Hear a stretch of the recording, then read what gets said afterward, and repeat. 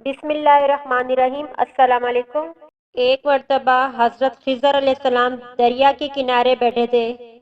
اتنے میں کسی سائل نے آ کر ان سے سوال کیا کہ میں آپ سے اللہ کے واسطے سوال کرتا ہوں، مجھے عنایت فرمائیے۔ یہ سن کر حضرت خضر علیہ السلام پر بے ہوشی طاری ہو گئی۔ جب کچھ ہوش ہوا تو فرمانے لگے، بھائی میں تو صرف اپنی جان اور مال کا مالک ہوں۔ تم نے مجھ سے اللہ کے واسطے سوال کیا ہے، لہٰذا میں اپنی جان اور ذات تمہارے حوالے کرتا ہوں۔ تم جس طرح چاہو اس کو استعمال میں لاؤ، بازار میں فروخت کر کے اس کی قیمت سے فائدہ اٹھاؤ۔ چنانچہ سائل ان کو بازار لے گیا اور ایک شخص سائم کے ہاتھ ان کو فروخت کر دیا۔ یہ سائم خرید کر ان کو اپنے گھر لے گیا، جس کی پشت پر اس کا ایک باغ تھا۔ چنانچہ سائم نے حضرت خضر علیہ السلام کو ایک کدال دے کر کہا کہ سامنے والا پہاڑ جو 3 مربع میل رقبے میں واقع تھا، اس کی مٹی کاٹ کاٹ کر باغ میں ڈال دو۔ اور یہ حکم دے کر سائم اپنی کسی ضرورت سے کہیں چلا گیا اور حضرت خضر علیہ السلام اس پہاڑ سے مٹی کاٹ کاٹ کر باغ میں ڈالنے لگے۔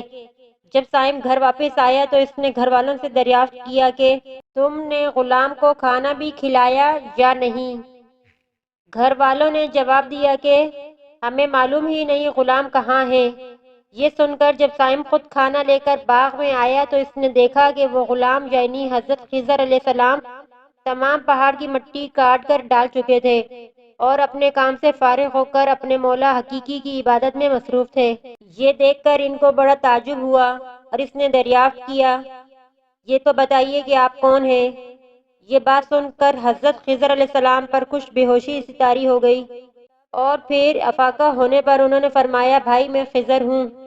جس کو سن کر سائم کے ہوش اڑ گئے کہ تو نے یہ کیا کیا، ان کو غلام بنا کر ایسے کام پر لگایا، یہ تو انتہائی گستاخی ہے۔ پھر یہ سوچنے کے بعد سائم نے توبہ کی اور پروردگار سے عذر خواہی کے ساتھ حضرت خضر علیہ السلام کو آزاد کر دیا اور اللہ کی بارگاہ میں عرض کیا کہ اے رب العالمین، مجھ سے اس کا مواخذہ نہ کیجیے گا کیونکہ میں ان کو جانتا نہیں تھا۔ اس کے بعد حضرت خضر علیہ السلام نے دعا فرمائی اور سجدہ شکر بجا لائے کہ اے میرے پروردگار، میں تیرے ہی حق میں غلام بنا اور تیرے ہی حق میں آزاد ہوا، اس پر تیرا شکر گزار ہوں۔ بعد ازاں واپسی کی اجازت لے کر جب دریا پر واپس آئے تو دیکھا ایک شخص کھڑا دعا مانگ رہا ہے کہ اے میرے رب، حضرت خضر علیہ السلام کو غلامی سے رہائی عطا فرما دے اور ان کی توبہ قبول فرما لے۔ حضرت خضر علیہ السلام نے یہ دیکھ کر اس شخص سے دریافت کیا کہ آخر تو کون ہے؟ تو اس شخص نے بتایا کہ میں تو شاذون ہوں۔ آپ کون ہیں؟ انہوں نے فرمایا میں خضر ہوں۔ اس کے بعد شاذون نے کہا کہ خضر علیہ السلام، آپ نے اپنے رہنے کے لیے مکان بنا کر دنیا طلب کی ہے، کیونکہ حضرت خضر علیہ السلام کا دریا کے کنارے پر ایک عبادت خانہ تھا۔ بس یہ سن کر وہ فوراً میدان میں نکل آئے اور وہیں اللہ کی عبادت میں مصروف ہو گئے۔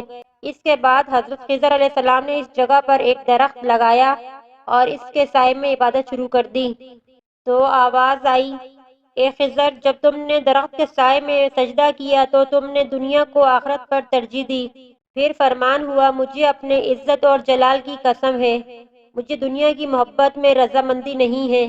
اس کے بعد حضرت خضر علیہ السلام نے شاذون فرشتے سے کہا کہ اے شاذون، دعا کرو کہ اللہ تعالیٰ میری توبہ قبول فرمائے۔ چنانچہ شاذون نے دعا کی اور اللہ نے شاذون کی برکت سے حضرت خضر علیہ السلام کی توبہ کو قبول فرمایا۔ خدا کے برگزیدہ بندے اس حالت میں رہتے ہیں جو اللہ کو منظور ہو۔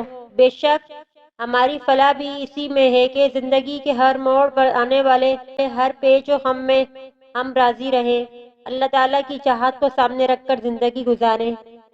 دعا ہے کہ اللہ سبحانہ تعالیٰ ہمیں اس واقعے سے سبق حاصل کر کے نیک بننے کی توفیق عطا فرمائے، آمین یا رب العالمین۔ ملتے ہیں ایک نئی ویڈیو کے ساتھ، اللہ حافظ۔